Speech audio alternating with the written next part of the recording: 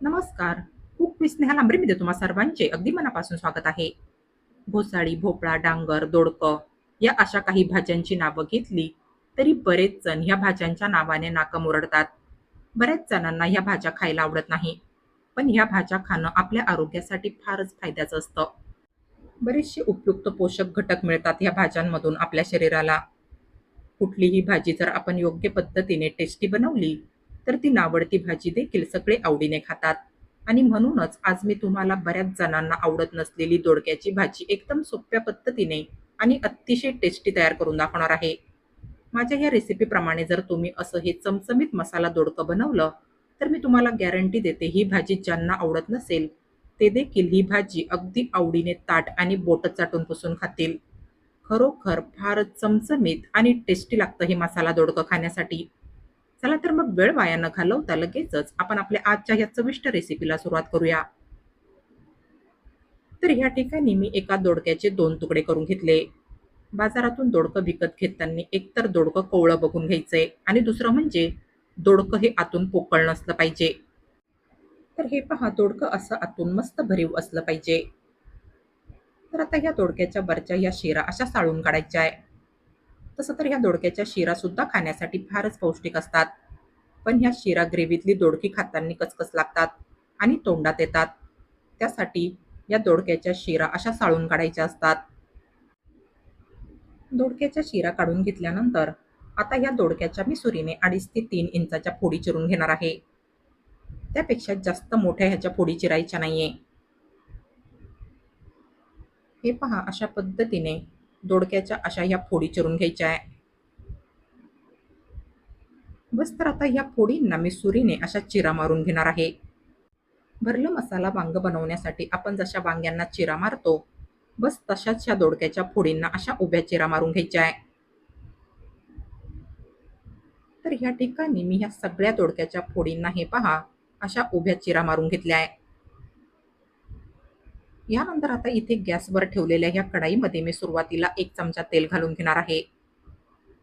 आता ह्या तेलामध्ये मी हे थोडेसे शेंगदाणे भाजायला घालणार आहे.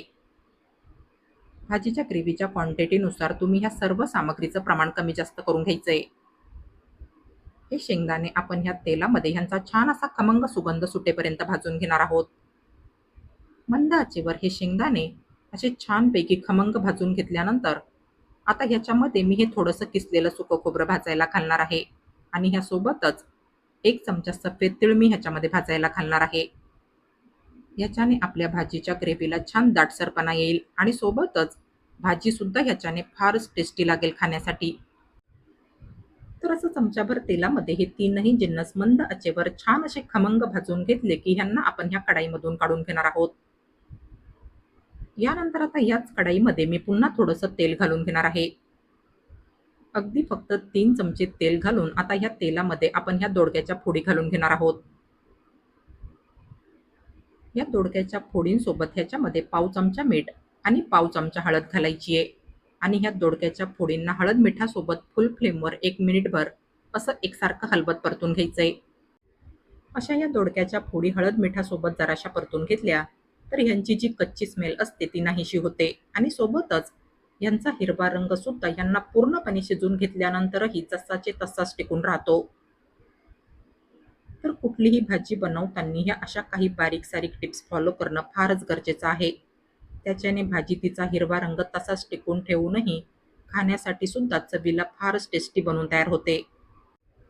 बस तर आता कढईवर घट्ट झाकण ठेवून मंद आचेवर ह्यांना आपण हळद मिठामध्ये साधारण 60 ते 70% शिजवून घेणार आहोत. मध्ये 1-2 वेळेस फक्त कढईवरचं झाकण काढून ह्यांना हलवून घ्यायचंय.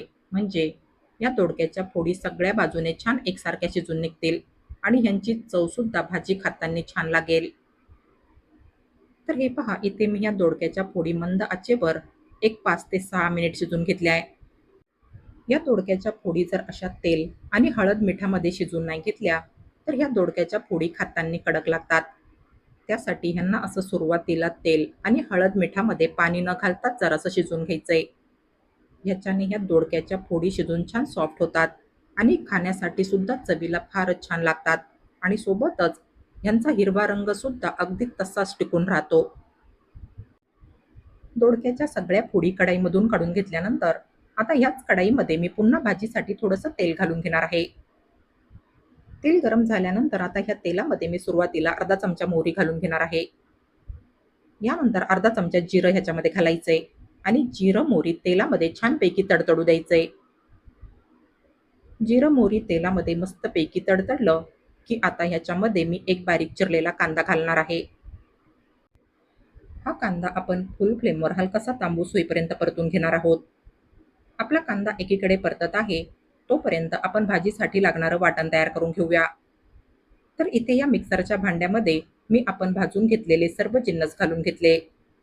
आता ह्याच्यामध्ये मी हे अर्धा इंच आलं आणि 10 ते 12 लसणाच्या पाकळ्या घालून घेणार आहे.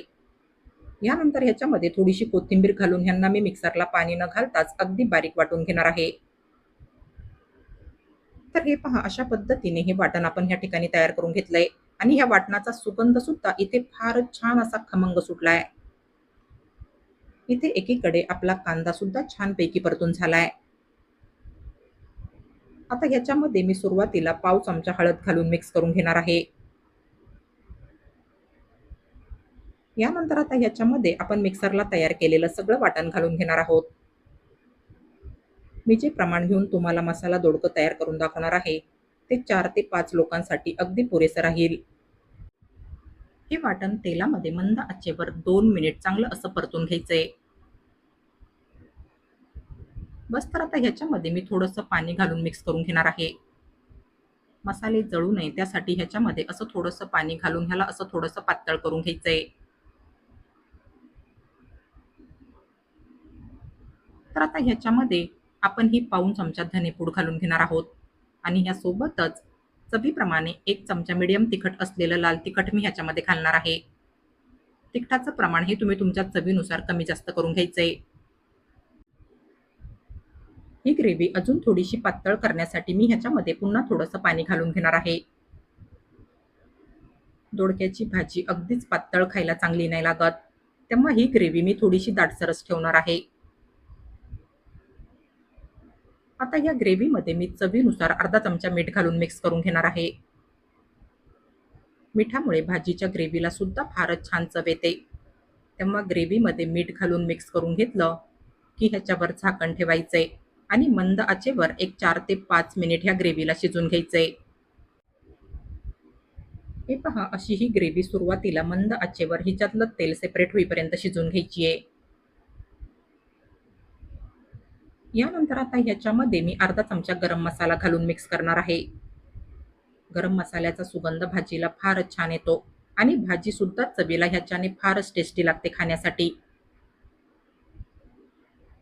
बस, तर आता ह्याच्यामध्ये आपण तेल आणि हळद मिठामध्ये शिजून घेतलेल्या सगळ्या दोडक्याच्या फोडी घालून घेऊया.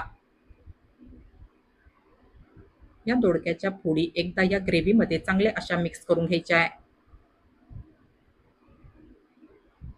यानंतर आता ह्याच्यामध्ये गरजेनुसार पाणी घालायचंय. भाजीची ग्रेव्ही तुम्हाला जशी घट्ट पातळ खायला आवडत असेल त्यानुसार तुम्ही असं भाजीमध्ये पाणी घालून मिक्स करून घ्यायचंय आणि कढईवर घट्ट झाकण ठेवून मंद आचेवर ही भाजी पूर्णपणे शिजवून घ्यायची आहे. तर या ठिकाणी मी ही भाजी मंद आचेवर एक 6 ते 7 मिनिट शिजवून घेतली आहे. दोडक्याच्या फोडी आपण सुरुवातीलाच बऱ्यापैकी शिजवून घेतल्या होत्या, तेव्हा आत्ता या फोडींना ह्या ग्रेव्हीमध्ये शिजून घ्यायला जास्त वेळ नाही लागला. तर हे पहा, इथे आपलं हे मसाला दोडकं ह्या ठिकाणी अतिशय चमचमीत बनून तयार झालंय. बघितलं, आपलं हे मसाला दोडकं ह्या ठिकाणी किती छान बनून तयार झालंय. हे पहा, तुम्ही ते पाहू शकता, आपलं हे मसाला दोडकं ह्या ठिकाणी फारच म्हणजे फारच सुंदर बनून तयार झालंय आणि ह्याचा सुगंध सुद्धा इथे संपूर्ण घरामध्ये फारच छान सुटलाय. या भाजीचा सुगंध ही भाजी शिजत असतानाच संपूर्ण घरामध्ये एवढा छान सुटतो की हिच्या नुसत्या वासानेच सगळ्यांना ही भाजी लगेचच खावीशी वाटते. ही भाजी बघता क्षणीच ही भाजी खायची इच्छा होते. फक्त दिसायलाच नव्हे तर चवीला सुद्धा ही भाजी फारच म्हणजे फारच टेस्टी लागते. हे असं गरम गरम चमचमीत आणि सुवासिक मसाला दोडकं बोला आता कुणाला खावंसं नाही वाटणार.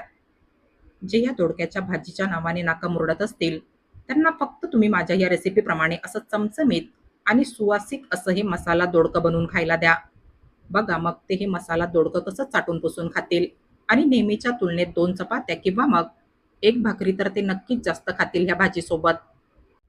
हे मसाला दोडकं खाण्यासाठी एवढं टेस्टी लागतं, की बोटांसोबत ते ताटसुद्धा चाटून पुसून खातील.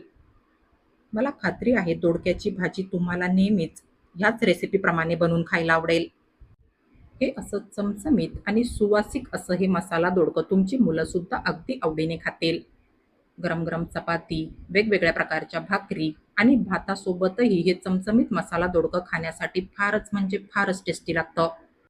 तर माझ्या या रेसिपीप्रमाणे असं अगदी मोजक्या सामग्रीमध्ये बनणारं चमचमीत, सुवासिक आणि अत्यंत टेस्टी असं मसाला दोडकं तुम्ही एकदा नक्की ट्राय करून बघा.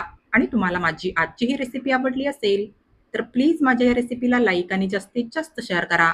आणि अशाच नवनवीन आणि पारंपरिक रेसिपीज बघण्यासाठी माझ्या या चॅनलला सबस्क्राईब करा. चला तर मग भेटूया पुढील रेसिपींमध्ये. तोपर्यंत हेल्दी खा आणि हेल्दी राहा.